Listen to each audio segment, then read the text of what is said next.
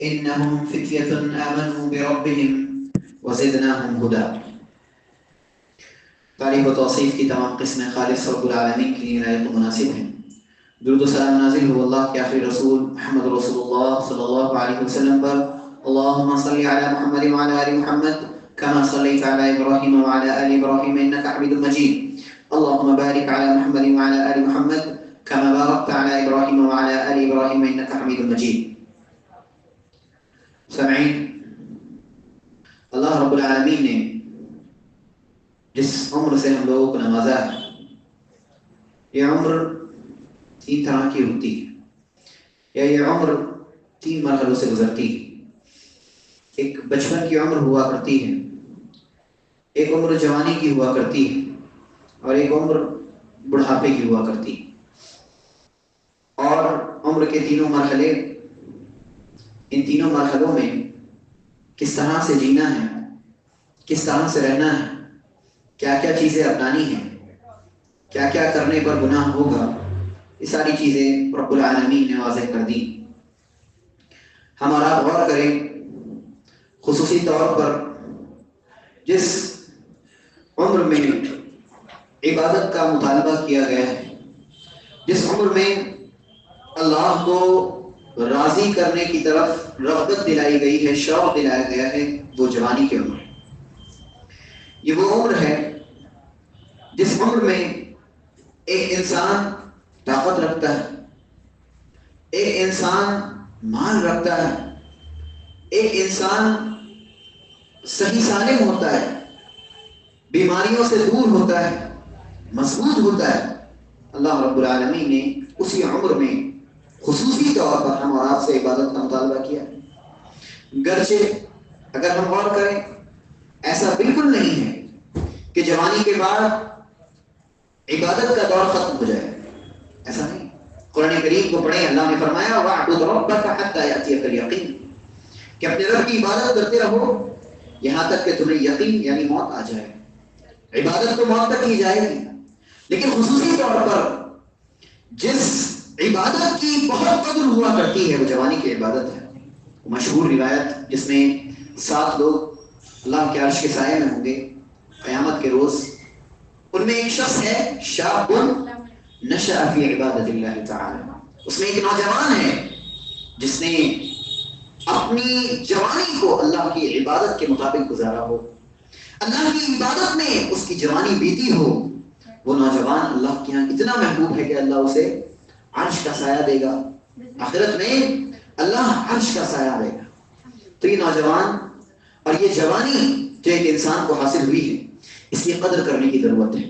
لیکن اگر ہم غور کریں اس وقت سب سے زیادہ کمزور، سب سے زیادہ بیکار اور اپنی جوانی کو سب سے زیادہ بیکار کرنے والے آج اس نسل کے نوجوان ہیں. ہم اور آپ غور کریں کہ اس وقت کا نوجوان اتنا بیکار ہے کہ وہ کمبل ہٹا کر فجر کی نماز جماعت سے پڑھنے کے لیے نہیں آ سکتا. اتنا بیکار نوجوان ہے. یہ نوجوان اتنا بیکار ہو چکا ہے کہ جب اذان کی آواز کانوں میں پڑتی ہے یہ نوجوان اپنے بیکار شغلوں کو، بیکار کاموں کو چھوڑ نہیں پاتا. یہ اتنا کمزور نوجوان ہے. یہ نوجوان اس آیت کا مصداق بن چکا ہے جس میں اللہ نے کہا وَخُلِقَ الْإِنسَانُ ضَعِيفًا، انسان تو کمزور پیدا کیا گیا، انسان کمزور پیدا کیا گیا. اتنا کمزور کہ دین کے معاملات میں ذرہ برابر بھی آگے بڑھنے کے لیے قادر نہیں. اتنا کمزور نوجوان.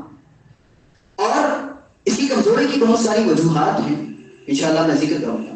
لیکن ہم غور کریں کہ اس وقت نوجوان کتنا کمزور ہے. جو نوجوان اس وقت میرے سامنے بیٹھے ہیں یہ وہ نوجوان ہیں جن کے اندر دین سیکھنے کی طلب ہے، جن کے اندر وہ شوق ہے، جو چاہتے ہیں کہ اللہ کے کلام کو سنیں، اللہ کے کلام کو سمجھیں، اس پر عمل کریں. یہ اس شوق والے نوجوان. لیکن میں آپ کو مخاطب نہیں کر رہا ہوں، صرف میرے مخاطب سارے لوگ ہیں، وہ سارے نوجوان جو نوجوانی کی دہلیز پر ہیں، جو اپنی جوانی کو اللہ رب العالمین کے مطابق نہیں بتا پا رہے ہیں. میں ان سارے نوجوانوں سے خطاب کر رہا ہوں. ہم اور آپ کو اس جوانی کی حفاظت کرنے کی ضرورت ہے.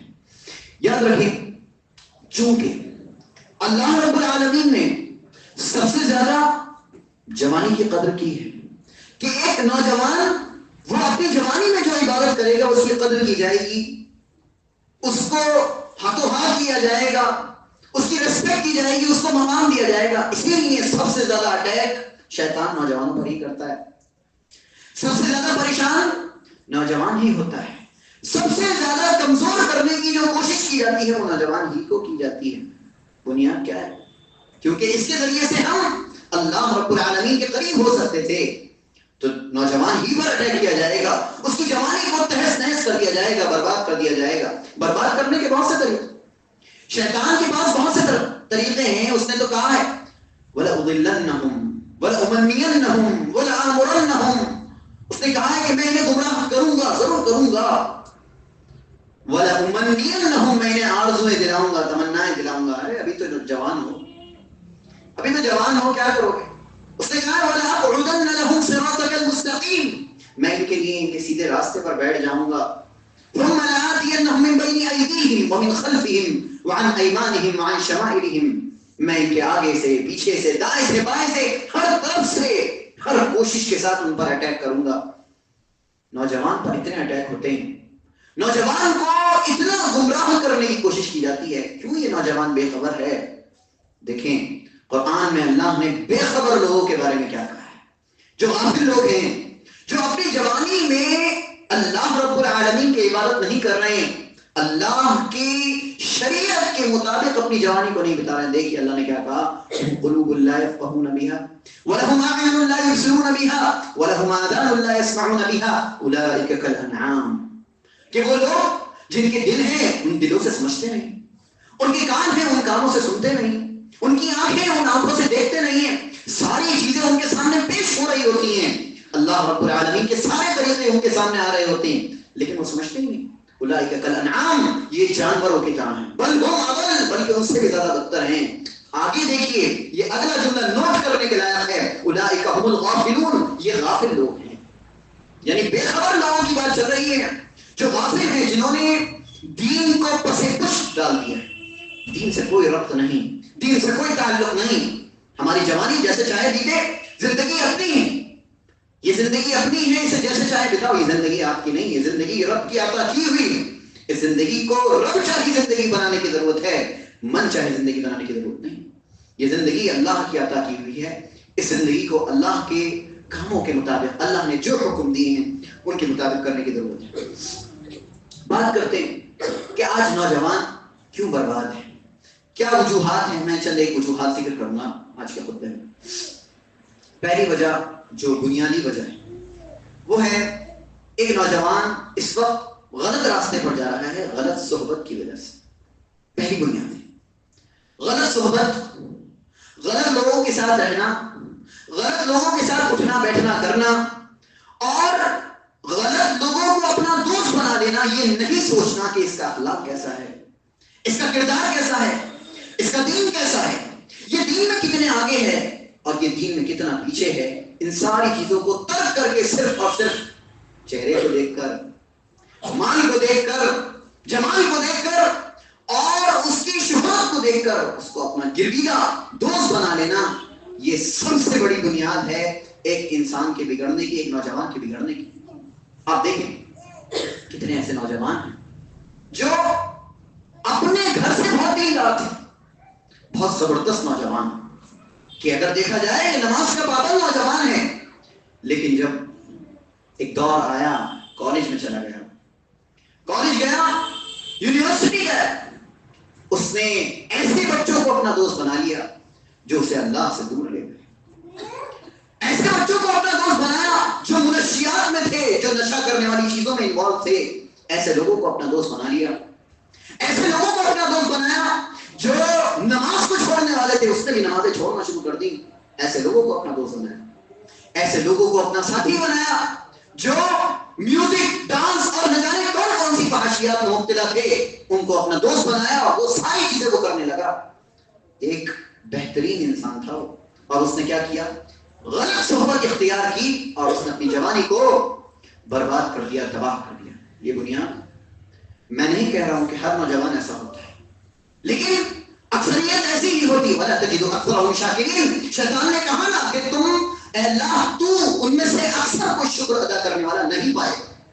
اکثر ایسے لوگ ہیں جو اللہ کے ناشکرے ہیں. کتنی ایسی نعمتیں ہیں جو اللہ نے انسان کو دے رکھی ہیں. قتل الانسان ما اکفر. انسان ہلاک کر دیا جائے, برباد کر دیا جائے, کیسا ناشکر ہے. اتنی ساری چیزیں پیدائش سے لے کر موت تک کا انتظام اللہ رب العالمین نے کیا, اور پیدائش سے لے کر موت تک محنت کرو گے تو موت کے بعد کا انتظام اللہ رب العالمین نے کیا. سارے انتظام اللہ نے کیے. قتل الانسان ما اکفر. کتنا بڑا ناشکر ہے. تو تصور کرنے کی ضرورت ہے کہ نوجوان اس وقت جہاں جا رہا ہے, جہاں رہ رہا ہے, اس کا خیال کون رکھے گا؟ اس کا خیال کون رکھے گا؟ اس کے بارے میں پوچھے گا کون؟ کال جا رہی ہے, بچہ یونیورسٹی میں, ماں نے کال کی, والد نے کال کی, پوچھتے ہیں ٹھیک ہو بیٹے, پیسے کی ضرورت تو نہیں. پہلا سوال کیا جاتا ہے, یہ نہیں پوچھا گیا بیٹے نماز ادا کر رہے ہو نہیں کر رہے, بیٹے آج فجر کی نماز ادا کی تھی, بیٹے قرآن پڑھ رہے ہو جیسے یہاں پڑھتے تھے. پوچھا نہیں. کیوں نہیں پوچھا؟ کیونکہ ہمیں فکر ہی نہیں. ہم تو سمجھتے ہیں کہ وہ فرشتہ بن کے گیا ہے تو فرشتہ ہی رہے گا. ہم بھول جاتے ہیں کہ صحبت انسان کو برباد کر دیتی ہے. آپ کو پتہ ہے بری صحبت جو اللہ سے دور لے جائے, جو شخص انسان کو اللہ سے دور لے جائے, وہ انسان کا دوست نہیں, کیا ہے؟ دشمن. وہ انسان کا دوست نہیں. اور اللہ نے واضح کیا, دیکھیے قرآن کریم پڑھیں, اللہ نے کہا کہ قیامت کے روز جگری دوست آپس میں دشمن ہوں گے. سنیے اللہ نے فرمایا الاخلاء یومئذ بعضهم لبعض عدو الا المتقین.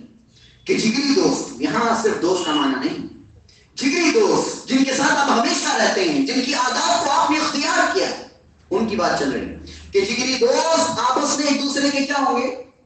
دشمن ہوں گے. الا المتقین, سوائے تقوی والوں کے. یعنی دوستی کون سی اچھی ہوتی کہ جو ایک متقی انسان سے کی جاتی, ایک تقوی والے انسان سے کی جاتی, اللہ سے ڈرنے والے انسان سے کی جاتی, اللہ کا خوف رکھنے والے انسان سے کی جاتی, نماز ادا کرنے والے انسان سے کی جاتی, قرآن کریم پڑھنے والے انسان سے کی جاتی. ایسے شخص سے دوستی کر کے جس نے ایک انسان کو تباہی کے دہانے پر لا کر کھڑا کر دیا, ایسے شخص کی دوستی نہیں, کیا ہے؟ دشمنی ہے. اور قیامت کے روز یہ واضح ہوگا کہ جگری دوست آپس میں ایک دوسرے کے دشمن ہوں گے, لیکن متقی ایک دوسرے کے دشمن نہیں ہوں گے. جس نے تقوی کے ساتھ دوستی کی ہوگی وہ ایک دوسرے کے دشمن نہیں ہوں گے. آپ دیکھیں ایک انسان اسی دوستی کے ذریعے سے کبھی کبھی مرتد بھی ہو جاتا ہے, دین ترک کر دیتا ہے. ایک انسان اسی دوستی کے ذریعے سے کفر اور شرک بھی کرنے والا بن سکتا ہے. ایک انسان اسی دوستی کے ذریعے سے عیسائی بن جاتا ہے, یہودی بن جاتا ہے, اور اپنے دین کو ترک کرنے والا بن جاتا ہے. صرف نمازیں چھوڑنے کا مسئلہ نہیں ہے, دین ترک کرنے کا مسئلہ ہے. ایک انسان اس دہلیز پر جا کر کھڑا ہو جاتا ہے. کتنے ایسے مسلمان ہیں جن کے دوست غیر مسلم ہیں, وہ غیر مسلموں کے ساتھ رہتے ہیں, اٹھتے ہیں, بیٹھتے ہیں, یہاں تک کہ اتنے کلوز ہو جاتے ہیں کہ انہیں ان کے تہواروں پر مبارکباد بھی دیتے ہیں, ان کے تہواروں میں شریک بھی ہوتے ہیں. کیوں یار, تو دوست بہت قریبی ہے, کیا کروں میں, بہت قریبی ہے, کیا کروں. آپ نے اپنا دین تباہ کر دیا صرف دوستی کی بنیاد پر. تو یہ ہے دنیا. آپ دیکھیں پیارے نبی صلی اللہ علیہ وسلم کے چاچا ابو طالب ایمان نہیں لائے.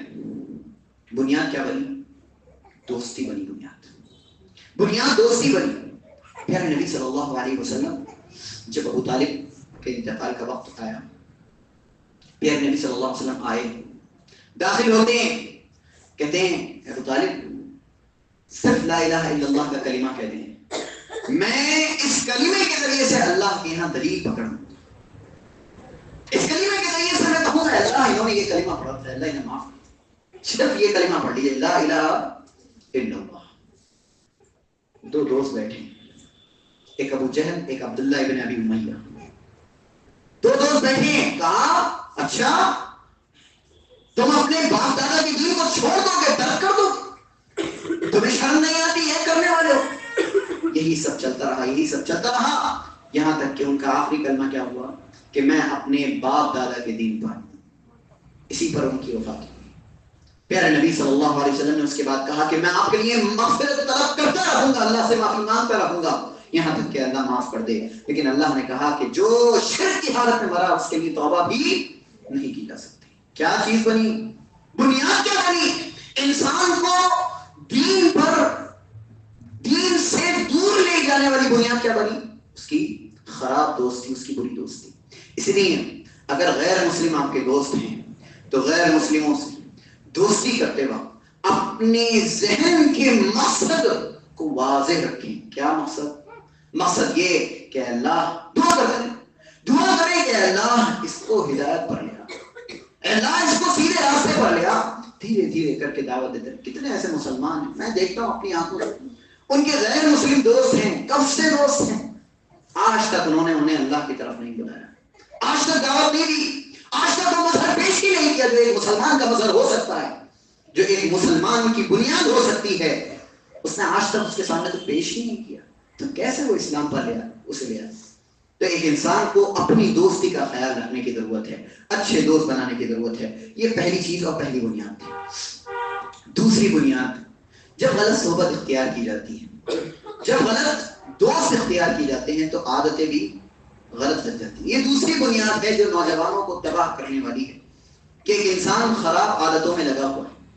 آج نوجوان نکاح سے پہلے نکاح کے لائق ہی، نکاح سے پہلے نکاح کے لائق نہیں بچتا کہ نکاح کر پائے. وہ اس نے اپنی جوانی کو برباد کر دیا ایسی چیزوں میں لگ کر، ایسی چیزوں میں ملوث ہو کر. اور یہ دھیرے دھیرے کر کے کام کرتا ہے. سب سے پہلے وہ بیٹھتا ہے، سب سے پہلے سبائی چلتی ہے، اس کے بعد بیڑی تک آتا ہے، اس کے بعد حقہ بھی چلتا ہے، اس کے بعد دھیرے دھیرے کر کے جتنی منشیات ہوتی ہیں ان میں لگتا ہے، یہاں تک کہ وہ آخری مرحلے تک پہنچ کر ڈرگس میں انوالو ہوتا ہے. اور پھر ڈرگس کی ایسی لت لگتی ہے اسے کہ بغیر ڈرگس کے اسے چین نہیں پڑتا. یہاں تک کہ وہ چوری کرتا ہے، یہاں تک کہ وہ ڈاکہ ڈالتا ہے، باپ کا پیسہ چرا لیا، ماں کا پیسہ چرا لیا، بہن کا زیور چرا لیا، نہ جانے کیا کیا کرتا ہے. پڑوسی محلے سب کا ڈاکہ ڈالنے والا بن جاتا ہے. کیوں؟ کیونکہ اس کی ڈرگس کی لت پوری نہیں ہو پا رہی، منشیات میں لگ گیا، برباد ہو گئے، نوجوان برباد ہو گئے. کتنے ایسے نوجوان ہیں جو منشیات میں لگ کر برباد ہو گئے. آپ دیکھیں یہ تو ایک ٹرینڈ سے چلا آ رہا ہے کہ گاڑی میں رکھو آپ اپنا حقہ اور چل رہے ہیں کہیں دور، ہم حقہ جا کر پیئیں گے. اور کوئی نہیں سمجھتا کہ اس کا حکم کیا ہے، شریعت میں حقے کا حکم کیا ہے. اور یہ مکروہ کے نام پر ساری چیزوں کو جائز قرار دے دیا جاتا ہے. نعوذ باللہ من ذالک. ہم اور آپ کو سمجھنے کی اور نوجوان کو سمجھانے کی ضرورت ہے کہ یہ چیزیں حرام ہیں. اللہ نے ہر منشیات کو حرام قرار دیا. جو بھی چیز ایک انسان کو نشے میں عادت کر دے، نشہ آلود، ساری چیزیں حرام ہیں. پیارے نبی صلی اللہ علیہ وسلم نے منع فرمایا. تو ایک مسلمان کیوں اپنی نوجوان نسل کو نہیں سمجھا رہا ہے کہ یہ چیزیں حرام ہیں؟ ایک والد اپنے بچے کو حقہ پیتے ہوئے دیکھ رہا ہے تب بھی نہیں روک رہا ہے. یہ تو جوانی ہے، یہ تو جوانی کا گرم خون ہے، اس لیے یہ حقہ پی رہا ہے. اس بنیاد پر ارے اسے تھوڑا سا انجوائے کرنے دو. معاذ اللہ ثم معاذ اللہ. یہ کون سا انجوائمنٹ ہے کہ جو ایک انسان کو جہنم کے قریب کر دے، جو ایک انسان کو اللہ سے دور لے جائے؟ کون سا انجوائمنٹ ہے؟ انجوائمنٹ ایسا ہونا چاہیے جو اللہ کے حدود میں ہو، اللہ کے دائرے میں ہو. جو اللہ نے دائرے رکھے ہیں ان دائروں میں ہم اور آپ اگر انجوائمنٹ کر سکتے ہیں تو کریں، ورنہ اللہ کے دائروں سے باہر جانے کی ضرورت ہرگز نہیں ہے. یہ وہ جگہ نہیں ہے جہاں پر لذت و ہر لذت کا فائدہ اٹھانے کی یہ جگہ نہیں. وہ جگہ آنے والی ہے. وہ جگہ کہاں ہے؟ جنت ہے. میں نے ایک بات ہمیشہ ذکر کی ہے اور یہاں بھی ذکر کر دوں. کسی سے کہا گیا کہ سکون ایک انسان کو کہاں حاصل ہوگا؟ ایک انسان سکون کب حاصل کرے گا؟ کہا کہ جب جنت میں پہلا قدم رکھے گا تب ایک انسان کو سکون حاصل ہوگا. تو آپ یہ نہ سمجھیں کہ یہاں آپ سکون لینے آئے، یہاں آپ محنت کرنے آئے ہیں، پھل آپ کو ملنے والا ہے انشاءاللہ. یہ اس پھل کی تیاری کریں جو پھل آگے آنے والا ہے. اس لیے ہم اور آپ اپنی عادات کو، اپنے ادوار کو اور نوجوان نسل کو یہ سمجھائیں کہ اپنی خطرناک عادتوں سے بچیں، دور ہو جائیں، ان عادتوں سے اپنے آپ کو دور کر لیں. تو غلط صحبت غلط عادتیں بھی پیدا کرتی ہے. تیسری چیز جو بہت اہم ہے، وہ جو نوجوان نسل کو تباہ کر رہی ہے، وہ ہے عورت کا فتنہ. عورت ایک مرد کے لیے فتنہ ہے، اس میں کوئی شک نہیں. آئیے دیکھتے ہیں پیارے نبی صلی اللہ علیہ وسلم نے ایک حدیث میں بہت اچھے سے واضح کیا، فرمایا ما ترکت بعدی فتنة اضر علی الرجال من النساء، کہ میں نے اپنے بعد کوئی فتنہ مردوں کے لیے زیادہ نقصان دہ نہیں چھوڑا ہے عورتوں کے مقابلے میں. یعنی عورت کا جو فتنہ ہے مرد کے لیے سب سے بڑا فتنہ ہے، سب سے بڑا فتنہ، اور ایسا فتنہ ہے جس کے ذریعے سے ایک انسان اپنے آپ کو اللہ سے دور لے جا سکتا ہے. فتنہ کا مطلب کیا ہوتا ہے؟ دور ہونا. کوئی چیز ایک انسان کو اللہ سے دور کر دے. آپ دیکھیں گرل فرینڈ بوائے فرینڈ کا سسٹم، آپ دیکھیں سوشل میڈیا میں چیٹنگ کا سسٹم، ویڈیو کالنگ کا سسٹم، اور نہ جانے کون کون سی ایسی چیزیں ہیں جن کے ذریعے سے ایک انسان اپنے آپ کو گمراہ کر رہا ہے، اپنی جوانی کو برباد کر رہا ہے. ایک لڑکی اس کے ہاتھ میں آپ نے فون تھمایا ہے، ایک لڑکا اس کے ہاتھ میں آپ نے فون تھمایا ہے، وہ کیا دیکھ رہا ہے، کیا کر رہا ہے، یہ کون ذمہ دار ہے؟ اس کا کون ذمہ دار ہے؟ کون جواب دے گا اللہ کے یہاں کھڑے ہو کر؟ کون بتائے گا اللہ میں نے دیا تھا اسے فون، میں نے چیزیں دی تھی اس کے ہاتھ میں رکھی تھی؟ کون جواب دے گا اس کا؟ آپ جواب دے گا. کوئی جواب دے نہیں. یہ جواب دے آپ ہوں گے، کیونکہ وہ نوجوان، اس کی جوانی کا مسئلہ ہے، ذمہ دار آپ ہیں. آپ نے ساری چیزیں اسے مہیا کی ہیں، اس کا خیال رکھنا بھی ذمہ داری کس کی تھی؟ آپ کی تھی. آپ نے اسے ترک کر دیا، چھوڑ دیا، وہ جس چاہی من چاہی زندگی میں ملوث ہو گیا، یہاں تک کہ اس نے اپنی جوانی کو برباد کر لیا. کتنی ایسی لڑکیاں جو نہ جانے کس چیز کے ذریعے سے فرار ہو گئی، بھاگ گئی، اپنے باپ کی ریسپیکٹ نہیں کر پائیں، اپنے باپ کی عزت کو اچھال کر چلی گئی، بھاگ گئی. بنیاد کیا بنی؟ کہ ہم نے ان چیزوں کا خیال نہیں رکھا جن کے ذریعے سے ہم اسے روک سکتے تھے. ایک لڑکا اپنے باپ کی ریسپیکٹ نہیں کر پایا، لڑکے نے نہ جانے کس سے غلط افیئرز کیے اور اپنے آپ کو تباہ کر لیا، برباد کر لیا. آپ دیکھیں باہر، اگر یہاں رامپور کا تو ماحول ایسا نہیں الحمدللہ، آپ باہر جائیں، باہر کے علاقوں میں اتنی منحوسیت ہے، اتنی بدکاری پھیلی ہوئی ہے کہ اللہ سے بالکل دور ہو چکے ہیں وہ لوگ کہ جب چاہے جو چاہے لڑکی سے فائدہ اٹھا لیتے ہیں. نعوذ باللہ من ذالک. اور یہ سب ماحول آپ کو باہر مل جائے گا. اللہ نے ہم اور آپ کو محفوظ کر رکھا ہے، یہ بڑا فضل ہے اللہ اس ماحول سے بچائے. بہت خطرناک ماحول کہ لڑکا ایک روح کو چنتا ہے، اختیار کرتا ہے، جاتا ہے، جس لڑکی کو چاہتا ہے بلاتا ہے، اور زناکاری عام ہے، بدکاری عام ہے، پھیلی ہوئی ہے، جو چاہے کر رہا ہے. نعوذ باللہ. وہ بھول چکا ہے اللہ رب العالمین کو. نوجوان اس طرح سے تباہ ہو رہا ہے. تو لڑکی کا فتنہ بہت بڑا فتنہ ہے جس کے ذریعے سے ایک امت تباہ ہو رہی، برباد ہو رہی. سامعین، چند ایک باتیں اور ذکر کروں اس سلسلے میں. عورت مرد کے لیے فتنہ ہے. عورت فتنہ کب بنتی ہے؟ جب عورت بے پردہ ہوتی ہے، جب عورت اپنے آپ کو بے لباس کرتی ہے اور بے حجاب کرتی ہے یا پھر بے نقاب کرتی ہے، جس بھی طریقے سے اپنی زینت کا اظہار کرتی ہے، اس کے ذریعے سے وہ فتنہ بنتی ہے. عورت فتنہ ایسے بنتی ہے کہ وہ اپنے آپ کو بے لباس کرتی ہے، کسی بھی طریقے سے کرتی ہے. آپ دیکھیں مسلمانوں میں باہر نہیں جا رہا، یہی کی بات کریں. مسلمانوں میں ایک نیا ٹرینڈ چل رہا ہے، وہ نئے ٹرینڈ پر بھی میں تھوڑی سی بات کر لوں. آج عبایا سسٹم ہے، عبایا عورت پہنتی ہے، برقع عورت پہنتی ہے. برقعے میں کس طریقے سے برقعے میں گمراہ کیا جائے شیطان کو معلوم. شیطان جانتا ہے برقعے میں کیسے گمراہ کرنا ہے. اس نے برقعوں کے نئے نئے انداز چلائے. ہاں، برقعوں کے انداز، آپ پیلا پہنو، سفید پہنو، کالا پہنو، رنگ برنگے انداز. آپ کالا پہنو اوپر سے سفید پہنو، یا اوپر کالا پہنو نیچے سفید پہنو. یعنی نہ جانے کون کون سے طریقوں سے شیطان نے گمراہ کرنے کی کوشش کی، اور ہماری بہنیں ان ساری چیزوں میں ملوث ہوئی. یہاں تک کہ آپ دیکھیں کتنی ایسی عورتیں، کتنی ایسی خواتین ہیں کہ جنہوں نے چند تھوڑا سا کتابوں کو پڑھ کر جو علم لیا ہے ان کی وجہ سے اپنے چہروں کے نقاب کو کھول دیا. کتابوں والے علم رکھنے والے لوگوں کی وجہ سے انہوں نے کہا کہ چہرے والے کا پردہ کچھ نہیں ہوتا، عورتوں نے اپنا نقاب اتار دیا. اور کچھ ایسی عورتیں ہیں، یہ بھی بڑی خطرناک چیز ہے جو میں کہنے جا رہا ہوں، کہ انہوں نے اپنے چہرے کو تو ڈھکا، اپنی آنکھوں کو نہیں ڈھکا. اپنی آنکھوں کو نہیں ڈھکا، اور جب اپنی آنکھوں کو نہیں ڈھکا تو پھر اس کی وجہ سے کیا ہوا؟ کہتے ہیں کہ سہم من سہام الشیطان ہے، شیطان کے تیروں میں سے ایک تیر ہے، آپ نے اس تیر ہی کو کھلا چھوڑ دیا۔ پیارے نبی صلی اللہ علیہ وسلم نے اور اللہ رب العالمین نے ہم اور آپ کو تعلیم دی، تعلیم دی ہے۔ دیکھیے اللہ نے قرآن میں فرمایا قل للمؤمنین یغضوا من ابصارهم ویحفظوا فروجهم ذلک ازکی لہم۔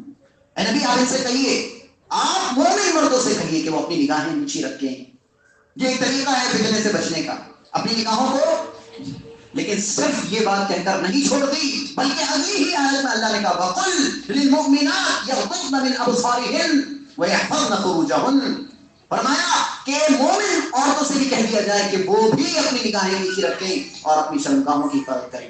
کیا بنیاد بنی؟ بنیاد یہ بنی کہ جس طرح سے آپ فتنہ بن سکتی ہو، اسی طرح سے آپ کو اپنی نگاہوں کو بھی نیچے کرنے کی ضرورت ہے، بنیاد ہے، یہ ضرورت ہے۔ اگر یہ نہیں کریں گے تو پھر یہ آنکھیں بھی کیا بن سکتی؟ فتنہ بن سکتی ہے، فتنہ بن سکتی ہے۔ آپ دیکھیں ہم اور آپ کس کو آئیڈیل مانتے ہیں؟ صحابہ کو آئیڈیل مانتے ہیں۔ ہم اور آپ منہج سلف کا دعویٰ کرنے والے لوگ ہیں، ہم یہ کہتے ہیں کہ ہم صحابہ کے طریقے پر چلتے ہیں، تو عورتیں کس کے طریقے پر چلیں گی؟ صحابیات کے طریقے پر تو چلیں گی کہ صحابیات جب باہر نکلتی تھی تو یہ نہیں پتہ چلتا تھا کہ یہ کیسی عورت ہے، یہ لمبی عورت ہے، چھوٹی عورت ہے، یہ کیسی عورت ہے، یہ دبلی عورت ہے، موٹی عورت ہے، کچھ نہیں پتہ چلتا تھا، کیونکہ بدن کی ساخت کبھی واضح ہی نہیں ہوئی کہ ہم نے اپنے برقعوں میں اس چیز کو واضح کر دیا۔ ہم نے بیلٹیں باندھ کر، ہم نے رنگ برنگی چیزوں کو اپنا کر ساری چیزیں واضح کرنے کی کوشش کی۔ یہ سارے فتنے ہیں، اور یہ فتنے بنیاد بنے کہ مرد بھی فتنے میں مبتلا ہو گئے۔ تو نوجوان نسل، ان دونوں کو میں مخاطب کر رہا ہوں کہ مردوں کو چاہیے کہ وہ اپنی نگاہوں کو نیچے رکھیں، اور عورتوں کو چاہیے کہ وہ حجاب پہنے، نقاب کریں، اور اپنے عبایا کو ایسا اختیار کریں جو عبایا نام کا نہیں کام کا ہو۔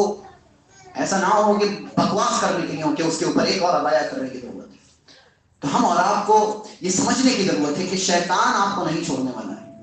آپ صبح سے رات تک محنت کرو، وہ رات میں بھی محنت کرے گا۔ آپ صبح سے رات تک اللہ کے لیے کام کرو، وہ رات میں کام کرے گا آپ کے خلاف۔ آپ کس سے معمول ہو؟ اللہ نے کہا ان الشیطان لکم عدو فاتخذوہ عدوا، کہ شیطان تمہارا کھلا ہوا دشمن ہے۔ لکم عدو مبین کہا ایک جگہ تمہارا دشمن ہے، تم اسے دشمن مانو، تسلیم کرو، قبول کرو۔ یہ تمہارا دشمن ہے، دوست نہیں ہے۔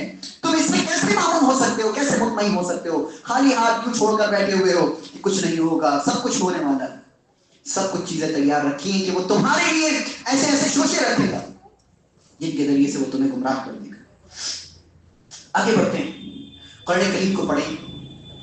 قرآن کریم میں اللہ رب العالمین عورت کی خواہش کی طرف اشارہ کرتے ہوئے فرمایا زُيِّنَ لِلنَّاسِ حُبُّ الشَّهَوَاتِ من النساء والبنين والقناطير المقنطرة من الذهب والفضة والخيل المسومة والأنعام والحرث ذلك متاع الحياة الدنيا۔ فرمایا اللہ نے زُيِّنَ لِلنَّاسِ، لوگوں کے لیے خوبصورت بنا دی گئی حب الشہوات، خواہشات کی محبت، یعنی ایک انسان کے اندر خواہشات اللہ نے رکھی ہیں، فطری ہے، اور اس نے سب سے پہلی خواہش کا کیا ذکر کیا؟ من النساء، عورتوں کی خواہش، یعنی ایک مرد کے اندر کسی خواہش ہے، عورت کی خواہش ہے، اس لیے وہ سب سے بڑا فتنہ بھی ہے۔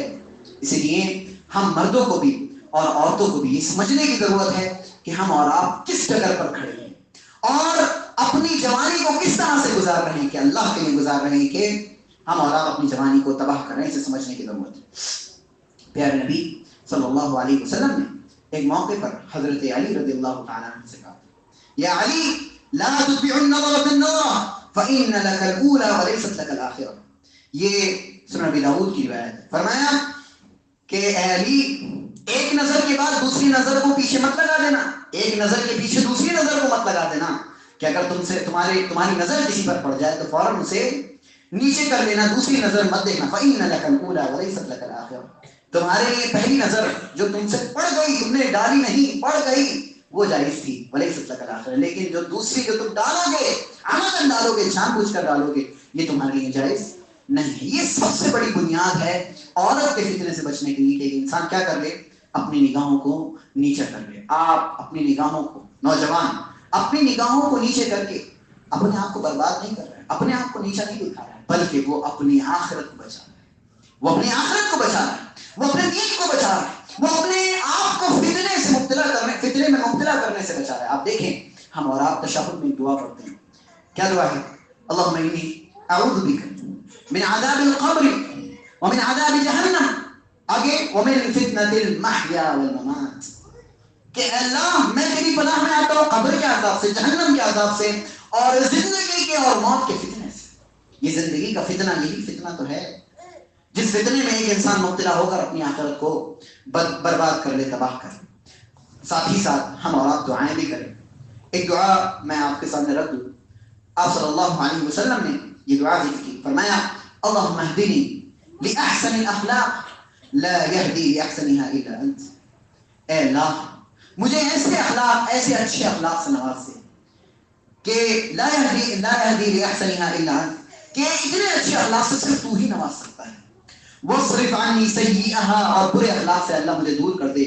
لا یصرف عنی سیئها الا انت، اور برے اخلاق سے دور تو صرف تو ہی کر سکتا ہے. یہ دعا بھی پڑھنے کی ضرورت ہے. آخری چیز بتا کر میں اپنی بات ختم کروں گا.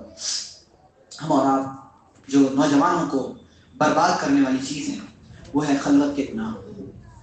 خلوت کے گناہ یہ بہت بڑی بنیاد ہے جس کی وجہ سے امت کا اکثر سرمایہ اس میں ملوث ہے اور برباد ہو رہا ہے. خلوت کے گناہ یعنی ایک انسان تنہائی میں ہے اور گناہ کر رہا ہے. ایک انسان تنہائی میں ہے، گناہ کر رہا ہے. باہر نکلا جنت میں ہے، لوگوں کے سامنے ہے تو بہت بڑا متقی پرہیزگار بن کر اظہار کرتا ہے. لیکن جب خلوت میں ہوتا ہے تب اس کے تقوی کا ٹیسٹ ہوتا ہے، تب جانا جاتا ہے وہ کتنا متقی اور پرہیزگار ہے. کسی نے بڑی اچھی بات کہی ہے کہ اگر تقوی کا ٹیسٹ لینا ہو تو آپ دیکھو آپ کی خلوت میں آپ کیا کر رہے ہیں، آپ اپنی تنہائی میں کیا کر رہے ہو، اس کا ٹیسٹ لے لو. اگر تنہائی میں اللہ کو یاد کر رہے ہو اور رو رہے ہو تو پھر تم کامیاب ہو. تم ان لوگوں میں ہو جو اللہ کے عرش کے سائے کے نیچے ہوں گے.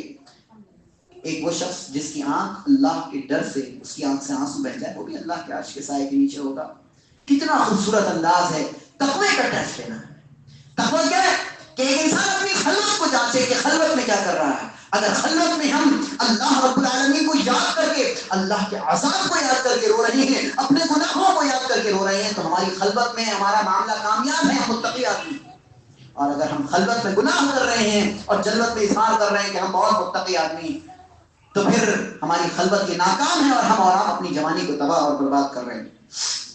سامعین یہ فون جو ہے جو ہمارے پاس موجود ہے یہ گناہوں کا آلہ ہم اور آپ نے بنا لیا ہے. یہ خیر کا آلہ ہو سکتا تھا لیکن ہم نے شر کا آلہ ہی بنایا اسے، اور شیطان نے ہر طریقے سے اس کے ذریعے سے ہم اور آپ کو گمراہ کیے. گناہوں کا آلہ بنتا جا رہا ہے لوگ.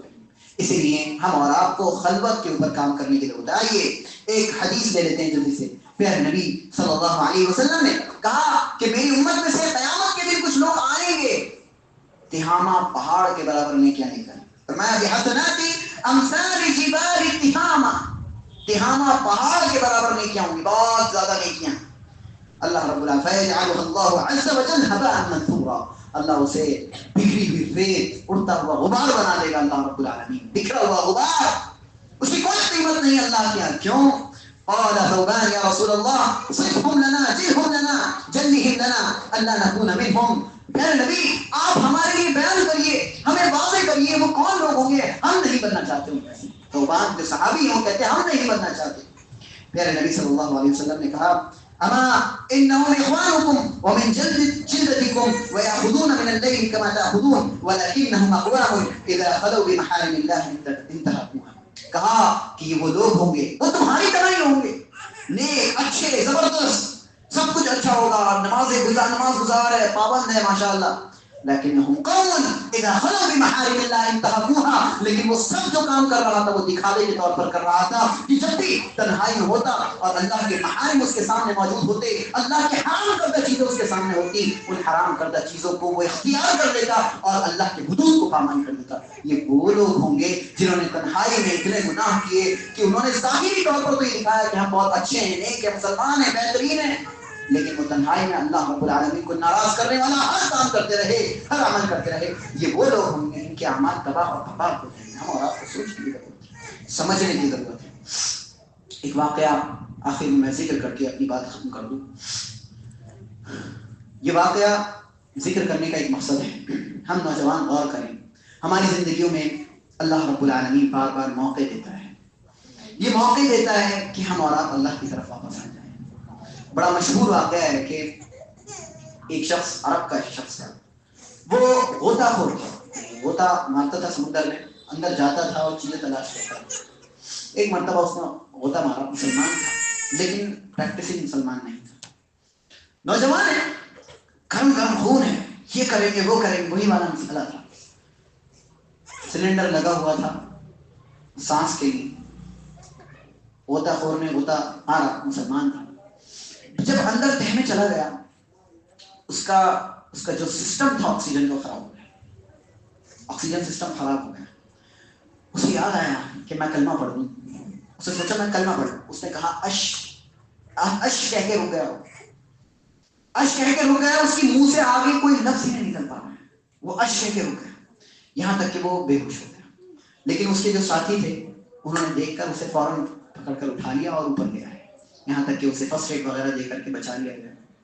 اس کی آنکھ جیسے ہی کھلی، کہا میں دنیا میں دوبارہ میں وہی ہوں، مجھے لگا میں چھوڑنے والا ہوں اس دنیا میں. وہ جب اٹھا اس نے اللہ کا شکر ادا کیا اور اتنا نیک بنا کہ وہ اس نے داڑھی بھی چھوڑ دی اپنی، نماز گزار ہو گیا. یعنی اللہ کو راضی کرنے والا ہر عمل کرنے لگا. اور پھر اس نے دوبارہ سے سلنڈر لگایا، یعنی اتنے وقت بیتنے کے بعد، اور پھر اکیلے سمندر میں گیا. اکیلے گیا سمندر میں غوطہ مارا، اور پھر جس تہ میں جا کر اس کے ساتھ یہ معاملہ ہوا تھا، وہاں جا کر اللہ کے لیے سجدہ کیا. اس نے اللہ کے لیے سجدہ کیا، سجدہ تو شکر کیا، کافی دیر تک سجدہ کیا اور اللہ کا شکر ادا کیا. اور اس نے کہا، وہ داستان لکھتا ہے اپنی، اس نے کہا کہ یہ زمین بھی گواہی دے گی کہ میں نے اس جگہ پر سجدہ کیا جس جگہ پر کسی اور نے سجدہ نہیں کیا. ایسی جگہ پر میں نے اللہ کے لیے سجدہ کیا. زمین گواہی دے. وَأَخْرَجَتِ الْأَرْضُ أَثْقَالَهَا وَقَالَ الْإِنسَانُ مَا لَهَا يَوْمَئِذٍ تُحَدِّثُ أَخْبَارَهَا. یہ زمین بھی بتائے گی اپنی خبروں کے بارے میں. ہم اور آپ جہاں عمل کر رہے ہیں نا گناہ کے، یہ زمین بتائے گی ہم کیا کر رہے ہیں. یہ زمین خبر دے دے گی ہم کیا کر رہے ہیں، اور اچھے کام کر رہے ہوں گے. یہ زمین خبر دے دے گی ہم اچھے کام کر رہے تھے. تو نوجوان نسل کو بہت خبردار ہونے کی ضرورت ہے کہ شیطان ہم اور آپ کو گمراہ کرنے کے لیے ہمیشہ تیار ہے، لگا ہوا ہے. ہم اور آپ کو بچنے کی ضرورت ہے. اللہ رب العالمین سے دعا کریں، اللہ رب العالمین ہم اور آپ کو، ہماری جوانیوں کو، ہم اور آپ جس بھی دور سے گزر رہے ہیں، ہم اور آپ کو اس میں اللہ رب العالمین کو راضی کرنے والا بنا دے. اللہ رب العالمین ہم اور آپ کی خلوت اور جلوت میں دونوں میں اللہ کو راضی کرنے والا بنا دے. ہم اور آپ کے اندر جتنی بھی خرابیاں ہیں، جتنی برائیاں ہیں، اللہ رب العالمین ہم اور آپ سے ان برائیوں کو دور کر دے، ان برائیوں کو ختم کر دے. ہم اور آپ کے اندر نیکیوں کا شوق، جذبہ پیدا کر دے. خصوصی طور پر نوجوانوں کے اندر اللہ رب العالمین جذبہ پیدا کرے کہ وہ اللہ کی طرف رغبت لائیں، شوق پیدا کریں. اللہ رب العالمین ہمارا آپ کی دعاؤں کو قبول فرما. اللہ جو بیمار ہیں اللہ انہیں شفاء کاملہ عاجلہ نافع نصیب فرما. اللہ جو بھی مقروض ہیں اللہ ان کے قرض کے معاملے کو آسان فرما دے. اللہ جو بھی اس دنیا سے جا چکے ہیں ان کی مغفرت فرما دے. اللہ جہاں کہیں بھی مسلمان پریشان حال ہیں اللہ ان کی پریشانیوں کو دور فرما. جہاں کہیں مسلمان تکلیف میں ہیں، مشقت میں ہیں، اللہ ان کی مشقتوں میں ان کے لیے آسانیاں پیدا فرما. اللہ رب العالمین جہاں کہیں مسلمان تنگی میں ہیں اللہ ان کے لیے آسانیاں پیدا فرما. اقول قولی هذا استغفر الله لي ولكم ولسائر المسلمين والحمد لله رب العالمين.